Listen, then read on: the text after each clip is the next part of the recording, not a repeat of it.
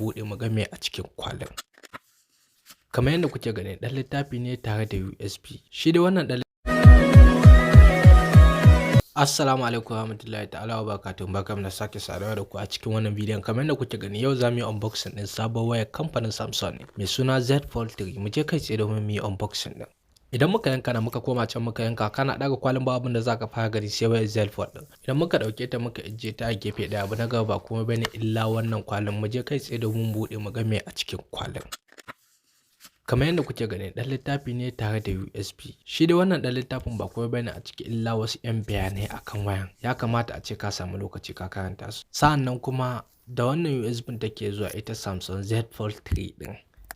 Haka bakin USB suke Type-C ne duka baki biyan. Abu na gaba kuma kun gan shi ma wani takardar ne. Sa'annan wannan kuma pil din da take zuwa da shi ne wanda zaka iya cire SIM slot ko kuma card slot din tana zuwa da shi. Sai ita kuma wayar Z Fold 3 din da kanta. Wannan ita ce Z Fold 3 kamar yadda kuke gani. Muka dauke ta kai tsaye domin mu cire ledan da yake saman ta, mu je kai tsaye domin mu cire ledan. Kana dayewa muka dare ta duka gabaki daya haka wayan take.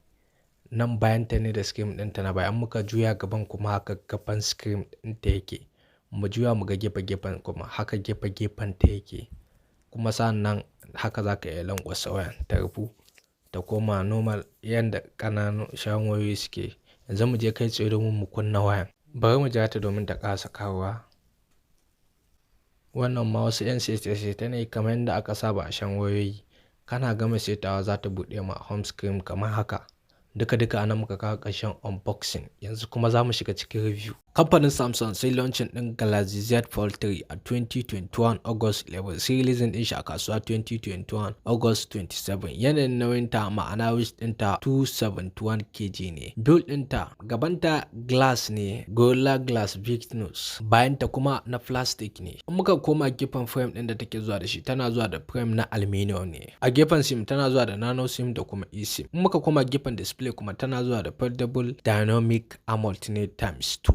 Size ɗinta kuma 7.6 inches. Resolution ɗinta 1768 x 2208 pixels. Cover display ɗinta kuma tana zuwa da dynamic AMOLED ×2 ne shi ma. A platform ɗin da take zuwa da shi tana zuwa da Android 11 upgradable to Android 13. Gefen memory ba ta zuwa da card slot amma internal storage ɗin da take zuwa da shi tana zuwa da 256GB 12GB RAM. Tana zuwa da 512GB 12GB RAM. A gefen main camera tana zuwa da triple camera ma'ana camera guda uku. Na farko yana zuwa da 12MP wide, na biyu yana zuwa da 12MP telephoto, na uku yana zuwa da 12MP ultra wide. A gefen video zaka yi shooting 4K at 60 fps. Sannan zaka yi shooting video 1080p at 60 at 240 fps. Sannan zaka yi shooting video 720p at 960 fps. A gefen selfie camera tana zuwa da single camera ne. Wannan kameran guda ɗayan na gaba yana zuwa da 4MP under display. Cover camera 10MP wide. Sannan zaka yi shooting video da shi 4K at 30 fps. Sannan zaka yi shooting video 1080p at 30 fps.